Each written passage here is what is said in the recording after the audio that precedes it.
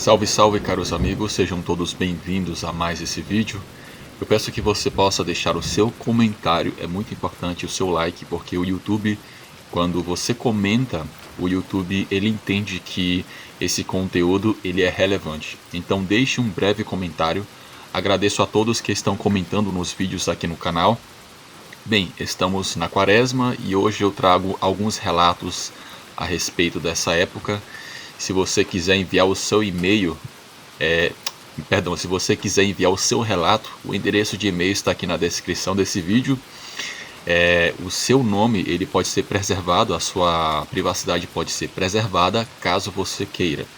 Então o seu anonimato ele vai ser preservado aqui no canal, se é do seu interesse, ok? Então é isso, sem delongas, vamos para os relatos de hoje.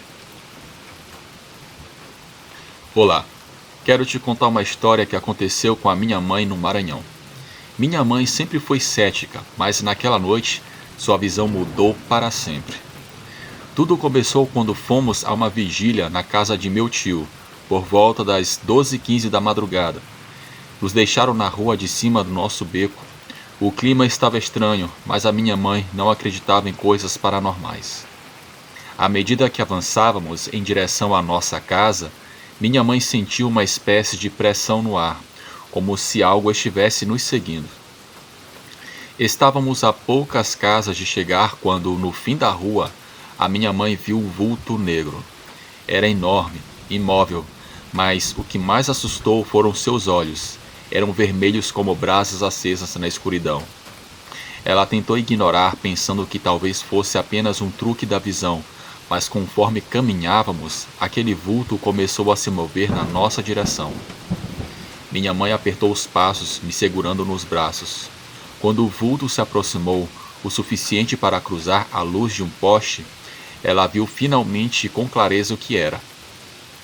Era um cachorro negro gigante, com garras anormais, um rosto estranho e olhos tão vermelhos que pareciam brasas. Ele não latia e não rosnava, apenas avançava lentamente, como se estivesse se divertindo com o nosso desespero. Minha mãe ficou paralisada por alguns segundos, mas o instinto de me proteger fez com que ela reagisse. Pegou o celular e ligou para o meu pai, mas ele não atendeu. Desesperada, começou a caminhar mais rápido, enquanto eu chorava em seus braços. Quando finalmente chegamos em casa, ela bateu na porta com todas as forças, implorando para que meu pai abrisse. Cada segundo parecia uma eternidade, e aquele cachorro continuava se aproximando. Ela sentia seus olhos queimando suas costas. Sem outra opção, minha mãe fez a única coisa que podia. Começou a orar. Não eram orações calmas, eram súplicas desesperadas, cheias de fé e medo. E então o cachorro parou. Ele não desapareceu, mas também não avançou mais. Era como se algo invisível o tivesse contido. Finalmente meu pai abriu a porta. Minha mãe entrou correndo, trancando com força e caiu no chão exausta. Quando meu pai perguntou o que tinha acontecido, ela apenas apontou para a rua. Mas quando ambos olharam, o cachorro já não estava mais lá. O mais estranho dessa história é que nunca antes nem depois houve relatos de algo parecido naquele bairro. Minha mãe não sabe o que era aquilo, mas tem certeza de que não era um cachorro comum. Talvez fosse um lobisomem, como os da lenda, ou algo muito pior. Até hoje a minha mãe nunca mais viu aquele ser. Mas seja lá o que for, eu nunca mais quero passar por aquilo e ver aquilo com os meus próprios olhos. Espero que essa história sirva como um aviso. Sempre peçam a Deus que os proteja. Nunca sabemos o que podemos encontrar na escuridão, e o pior ainda, se conseguiremos sair ilesos dela. Às vezes, rezar pode ser a única barreira entre nós e o desconhecido. E você? Teria coragem de andar sozinho por uma rua depois de ouvir essa história? Boa noite.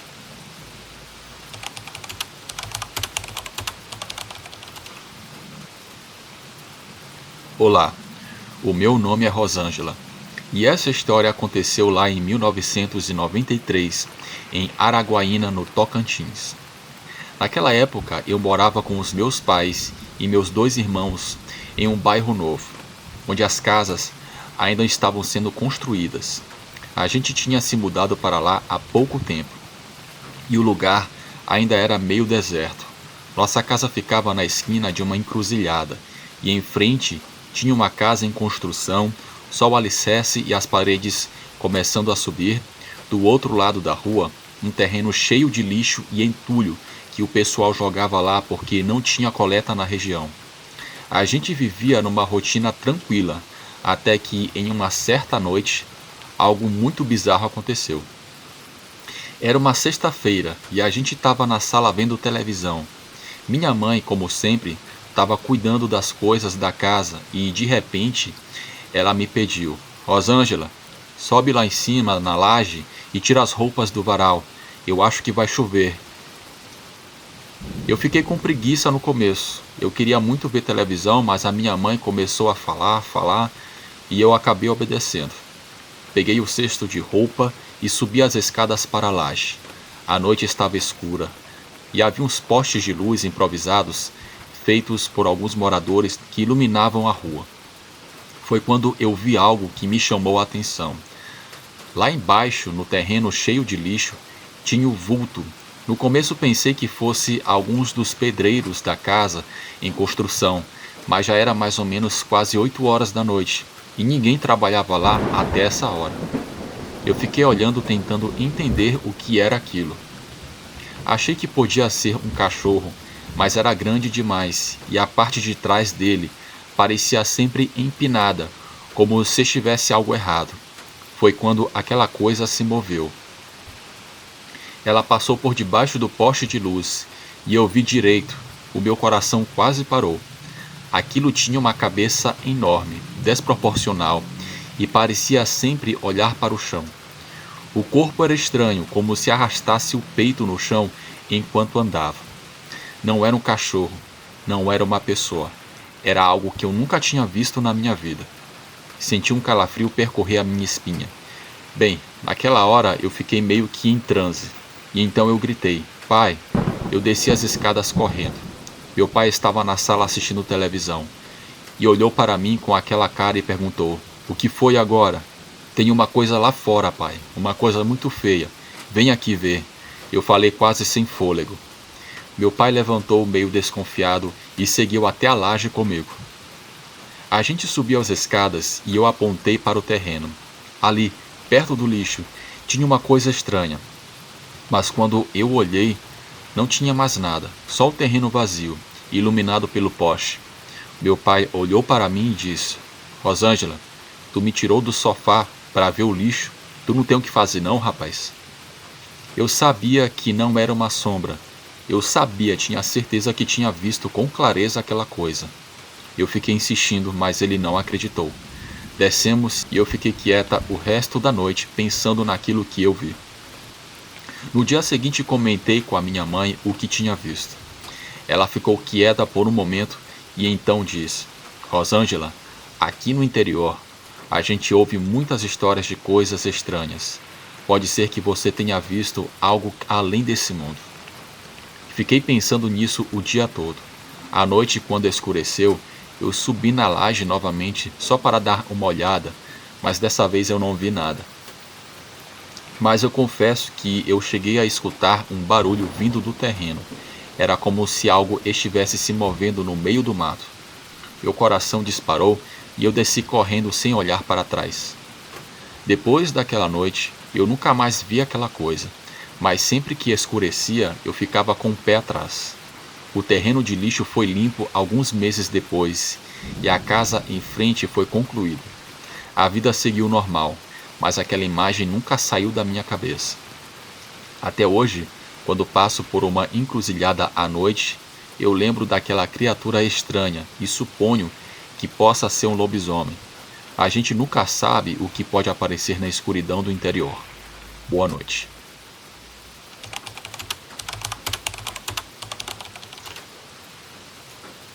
Boa noite, Bruno. Sou muito fã do seu canal. Eu me chamo Edmar. Tenho um caos para contar. Eu sou maranhense, nascido e criado no interior, perto da BR-135. O que aconteceu comigo foi no ano de 2012. Eu trabalhava como vigilante numa fábrica de concreto, num trecho meio isolado da rodovia. A fábrica ficava no lugar que a gente chamava de tijolão. De um lado, a BR com os caminhões e ônibus passando a todo momento. Do outro, uma rua de terra que levava para uns sítios e roçados. Minha guarita era simples, mas dava para o gasto. Havia uma cadeira, uma mesa, um rádio e uma lanterna caso a energia caísse. E falando em energia, foi justo num apagão que aconteceu algo que nunca vou esquecer. Eu sou de uma família evangélica. Eu cresci ouvindo sobre a Quaresma, Semana Santa e essas coisas, que eram mais para os católicos. Essas coisas não faziam parte da nossa crença, mas sempre respeitamos. Naquela época, eu estava passando por uma fase difícil. Eu tinha comprado uma casa e ainda estava pagando os móveis, então eu não podia dar mole no trabalho. Mas naquela noite, eu quase pedi demissão. Era uma quarta-feira de Quaresma, lá para as 11 horas da noite. Eu estava na guarita ouvindo umas músicas no rádio e tentando me manter acordado. De repente, a luz acabou. A zona toda ficou escura. Só a luz dos faróis dos carros na BR iluminavam alguma coisa. Eu peguei a lanterna e olhei para a rua de terra do lado esquerdo da fábrica. Foi nesse momento que eu vi algo fora do comum. Eu apaguei a lanterna e vi que do chão começou a surgir um fogo. No começo parecia uma mini fogueira, daquelas que a gente faz para assar carne. Só que aquilo foi crescendo, crescendo, até que as chamas passaram de 1,5 metro de altura. O estranho era que não havia madeira, nem carvão, nem nada que justificasse aquele fogo. Era como se as chamas literalmente tivessem vindo diretamente do chão. Eu cocei os olhos, achando que era o cansaço. Mas não era. As chamas continuavam lá. Eu olhava bem, mas não via ninguém lá que pudesse estar ateando fogo ali. A chama iluminava tudo ao redor no escuro. E eu senti um arrepio percorrer a minha espinha. Eu sentia que aquilo não era algo bom. Foi aí que o inimaginável aconteceu. De dentro daquela fogueira começou a surgir uma mulher. Ela foi saindo como se estivesse surgindo do chão, de dentro daquela fogueira. Era uma mulher morena, de cabelos pretos e longos, até a cintura, e usava um vestido vermelho que se destacava no escuro. Só que quando ela começou a caminhar, eu vi que ela não tinha pés. No lugar dos pés eram patas de bode peludas e com cascos pretos. Eu não podia acreditar no que eu estava vendo. Minha nossa, eu sussurrei sem acreditar naquilo. A mulher caminhou calmamente pela rua de terra como se estivesse passeando. Ela não olhou para mim, não fez gesto nenhum, só seguiu em frente até desaparecer na esquina. Quando ela sumiu, o fogo se apagou sozinho. Da mesma forma que surgiu, gradualmente foi se apagando. Eu fiquei paralisado segurando a lanterna com as mãos trêmulas. Meu coração batia tão forte que eu achava que ia infartar. Peguei a Bíblia, que eu sempre deixava na guarita, e comecei a recitar o Salmo 23. O Senhor é meu pastor e nada me faltará. Fiquei orando a noite inteira, sem conseguir dormir. Na manhã seguinte, quando o dia clareou, eu ainda estava em choque. Meu turno acabou e eu fui para casa pensando em pedir demissão. Mas aí me lembrei das contas. Eu tinha muitas contas para pagar. A prestação da casa, os móveis, as contas de luz e água, internet. Não dava para largar o emprego. Bem, quem precisa sabe como é que é. Eu respirei fundo e decidi continuar. Afinal, aquilo tinha sido só uma noite. Voltei a trabalhar na fábrica, mas nunca mais esqueci daquela noite. Eu nunca contei para ninguém o que tinha visto, nem para os meus colegas de trabalho, nem para minha família. E, graças a Deus, eu nunca mais vi nada de anormal por ali. Mas até hoje, eu penso que aquela era uma entidade se manifestando na Quaresma. Lembro daquela mulher de vestido e de patas de bode. A gente nunca sabe o que pode aparecer na escuridão, ainda mais em uma noite de Quaresma. Esse é o meu relato Tenham uma boa noite.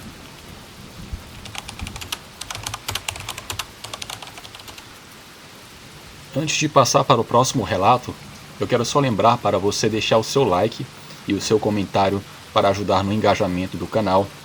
Se estiver disponível para você a opção de hypar, eu peço que você possa hypar esse vídeo, assim você ajuda o canal a crescer e eu vou trazer mais relatos para vocês. Olá, eu sou do Mato Grosso, tenho 27 anos e isso que vou contar aconteceu comigo em março de 2017. Era de madrugada, de sábado para domingo, devia ser mais ou menos umas 3 horas da manhã e chovia bastante. Tinha uma tempestade e chovia muito. A chuva era forte e intensa desde as 11 horas da noite, e eu não conseguia dormir direito por causa dos barulhos dos trovões. Eu lembro que acordei mais ou menos às 3 horas da manhã porque a minha esposa me chamou para pegar um copo d'água para ela, já que na época ela estava grávida e não conseguia descer até a cozinha. Quando acordei, ela me disse que estava com medo naquela noite. Eu, tirando o sarro dela, falei: mulher, é só trovão e relâmpago. O que poderia acontecer? Não precisa ter medo, dorme aí. Mas ela me respondeu séria que o medo dela não era da tempestade que estava castigando a cidade. Disse que sentia que tinha alguém no nosso quarto observando a gente. Isso me deixou intrigado, porque a minha esposa é uma mulher muito séria e não gosta nem um pouco de falar de coisas de terror e medo como eu. Enquanto eu me levantava para buscar água, resolvi olhar pela janela para ver como estava a tempestade. Vale mencionar que no nosso quarto tem uma porta de vidro que dá para uma varanda e bem em frente à minha casa tem uma escola de ensino médio. Quando abri a cortina, vi algo muito estranho. Parecia uma sombra ou uma pessoa vestida completamente de preto. Não dava para ver o rosto dela, mas dava para perceber que usava um chapéu estilo cowboy. Aquilo me deixou muito confuso. Na hora pensei: o que uma pessoa vestida assim está fazendo dentro da escola, e essa hora da noite, no meio de uma tempestade? Tentei acalmar a minha esposa e pensei: deve ser o vigia, mas logo lembrei que o vigia só trabalhava de segunda a sexta, e isso me deixou mais intrigado. Quem era aquela pessoa lá dentro da escola? A figura estava parada na frente de uma sala de aula que dava direto para o meu quarto, de costas para mim. Eu tentava enxergar melhor, mas a chuva forte deixava tudo meio embaçado. De repente, aquela pessoa virou completamente na minha direção, e aí eu consegui ver melhor a roupa dela. Estava vestida com um terno formal, paletó, calça e camisa branca. Não lembro da cor da gravata. Quando olhei para os pés, vi que a barra da calça, na altura dos tornozelos, estava cheia de lama. Os sapatos eu não consegui ver direito por causa da lama no chão ao redor. Naquele momento senti uma mistura de espanto, medo e pavor. Para ser sincero, quando aquela pessoa virou-se para mim, eu simplesmente congelei na janela. Eu queria me mexer, fechar a cortina, mas fiquei completamente paralisado. Não sei como aconteceu, mas bem naquele instante, um relâmpago iluminou a minha rua e a parte do lugar onde aquela pessoa estava. Foi aí que finalmente consegui ver o rosto de quem vestia aquele terno preto. E não era ninguém estranho, era o meu avô. A água escorria do chapéu dele pelo rosto. O terno preto ou azul escuro estava todo encharcado, mas com o clarão do relâmpago consegui ver perfeitamente o rosto dele. O choque e o medo foram tão grandes que a única coisa que fiz foi fechar a cortina, descer para buscar a água da minha esposa e acender todas as luzes da casa porque eu estava apavorado. Quando cheguei na cozinha, tomei uma dose de cunhaque para me acalmar e enchi o copo de água da minha esposa. Quando voltei para o quarto, a minha esposa olhou para mim e perguntou: o que aconteceu? Por que você está tão assustado? Na hora eu nem quis contar, porque, como falei antes, ela se assusta muito com coisas paranormais. Mas ela insistiu tanto que acabei contando. Ela não acreditou em mim. Disse que provavelmente era só porque eu sentia falta do meu avô, já que costumava passar todos os fins de semana com ele. Falou que era coisa da minha cabeça. Eu decidi deixar para lá e não falar mais sobre o assunto naquela noite. No dia seguinte, fui visitar a minha avó, como faço todo domingo, e contei tudo para a minha tia, em que confio muito. Ela me disse para não me preocupar nem ter medo, porque se tratava do meu avô.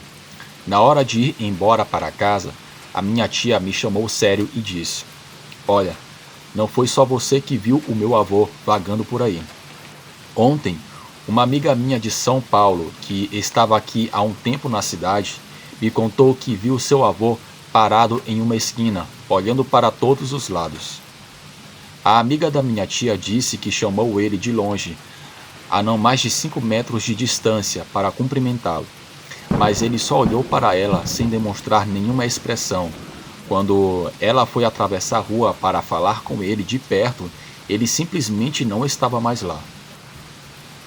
Ela contou que o viu vestindo sapatos, calça casual, uma camisa estilo cowboy e, claro, o seu chapéu. A minha tia também me disse que um dos netos dela acordou no meio da noite desesperado. Saiu correndo da cama e foi avisá-la que tinha visto meu avô passando pelos quartos. Minha tia começou a chorar e me contou que todas as pessoas que já viram meu avô sempre dizem a mesma coisa. Ele está sempre usando um chapéu de cowboy. Meu avô era um homem simples de roça e veio de Goiás no ano de 1955, mas ele sempre voltava para o sítio para cuidar das plantações, por isso nunca deixava de usar suas camisas vaqueiras e o chapéu. Vale lembrar que meu avô faleceu em novembro de 2016 e tudo isso aconteceu em março de 2017. A amiga da minha tia não sabia que ele tinha morrido, por isso tentou ir falar com ele. Quando minha tia contou que meu avô já havia falecido, a mulher ficou em choque, disse que não acreditava e precisou ir até o cemitério para confirmar com seus próprios olhos. Talvez alguns acreditem, outros não, mas eu sei que isso foi real, porque eu vi o meu avô bem na frente da minha janela.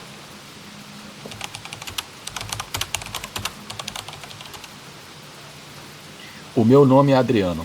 É a primeira vez que escrevo para o canal. Essa história aconteceu lá em 1988, na pequena cidade de Pacujá, no Ceará. Era um tempo diferente, asseguro a você que o meu relato é real. Eu tinha 22 anos na época e morava com a minha família, em uma casa simples, dessas de tijolo, com um quintal grande e um alpendre onde todo mundo se reunia no fim de semana para conversar. A minha irmã Jéssica era 2 anos mais nova do que eu, e a gente vivia grudado um no outro. Ela sempre foi mais medrosa, mas também muito esperta.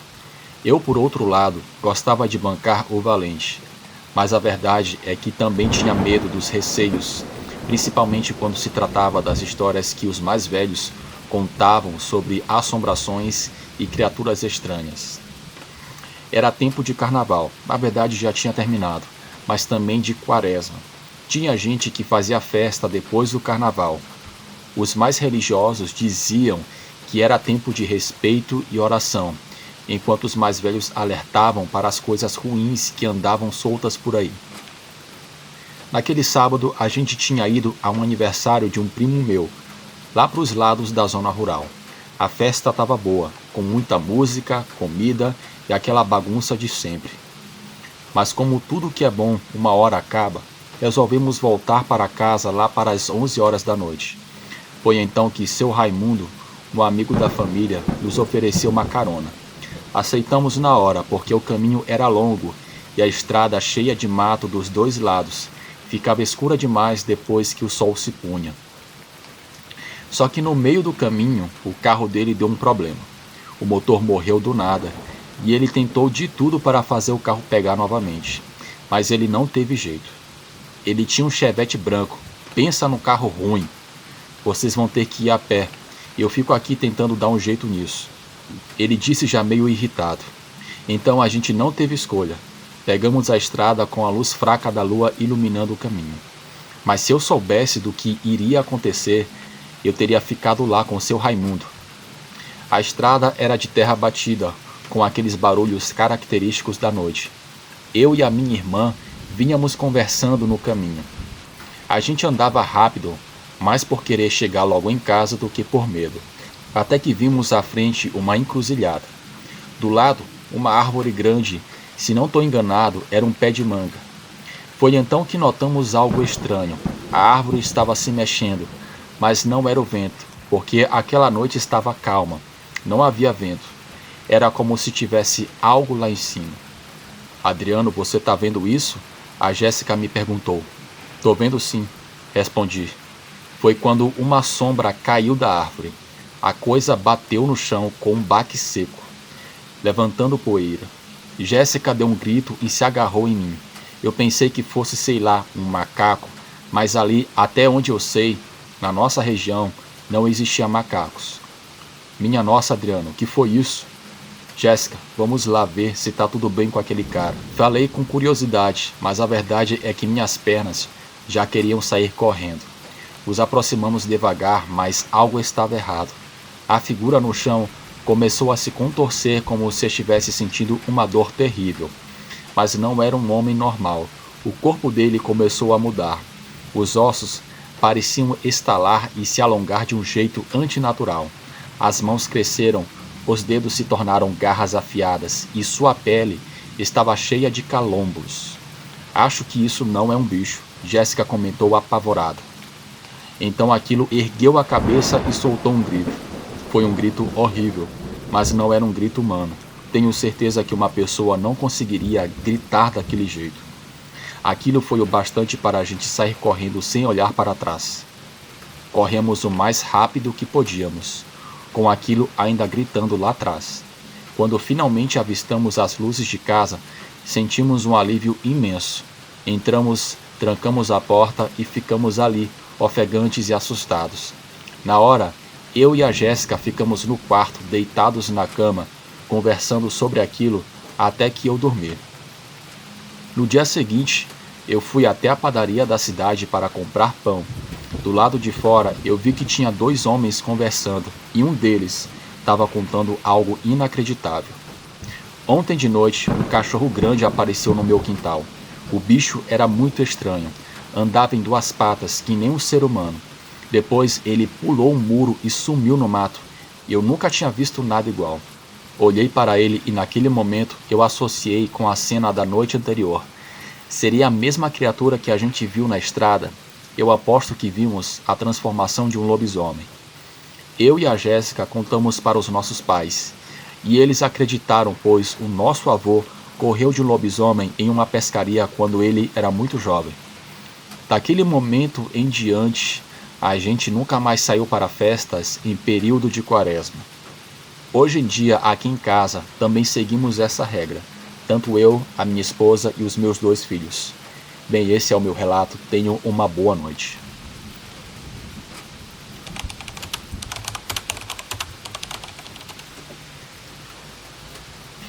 Olá. Eu prefiro não dizer o meu nome e nem o lugar onde isso aconteceu, porque até hoje tenho medo de falar sobre o assunto.